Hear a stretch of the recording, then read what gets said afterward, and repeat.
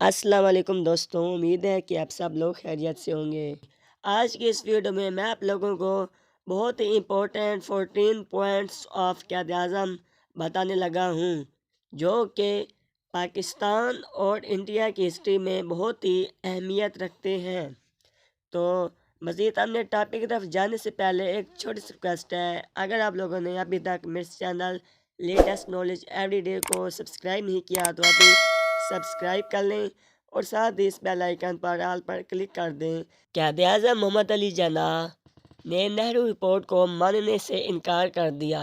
آپ نے 1929 عیسوی میں 14 نکات پر مشتمل درجہ ذیل رہنما اصول پیش کیے۔ نمبر 1، آئندہ آئین وفاقی طرز کا ہو جس میں صوبوں کو زیادہ خود مختاری دی جائے۔ نمبر 2، تمام صوبوں کو ایک ہی اصول پر داخلی خود مختاری دی جائے۔ نمبر 3، صوبوں میں اقلیتوں کو مناسب نمائندگی دی جائے۔ نمبر 4، مرکزی اسمبلی میں مسلمان ممبران کی تعداد 1/3 سے کم نہ ہو۔ نمبر 5، جداگانہ انتخابات کا اصول ہر فرقہ پر لاگو ہونا چاہیے، البتہ اگر کوئی فرقہ چاہے تو اپنی مرضی سے مخلوط طریقہ انتخابات قبول کر سکتا ہے۔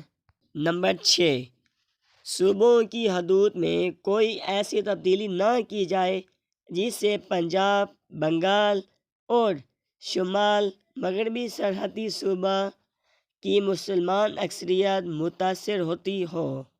نمبر 7، تمام لوگوں کو یکساں مذہبی آزادی دی جائے۔ نمبر 8، اگر کوئی مسودہ قانون کسی خاص فرقے سے متعلق ہو اور اس فرقے کے 3/4 اراکین اس مسودے کے خلاف رائے دیں تو اسے نامنظور سمجھا جائے گا۔ نمبر 9، سندھ کو بمبئی سے الگ کر کے ایک صوبہ بنا دیا جائے۔ نمبر 10، بلوچستان اور شمال مغربی سرحدی صوبہ میں دیگر صوبوں کی مانند اصلاحات نافذ کی جائیں۔ نمبر 11، سرکاری ملازمتوں میں مسلمانوں کو ان کی اہلیت اور تناسب کے لحاظ سے حصہ دیا جائے۔ نمبر 12، مسلمانوں کو مذہبی اور ثقافتی تحفظ دیا جائے۔ نمبر 13، صوبائی اور مرکزی وزارتوں میں مسلمانوں کو کم از کم 1/3 نمائندگی دی جائے۔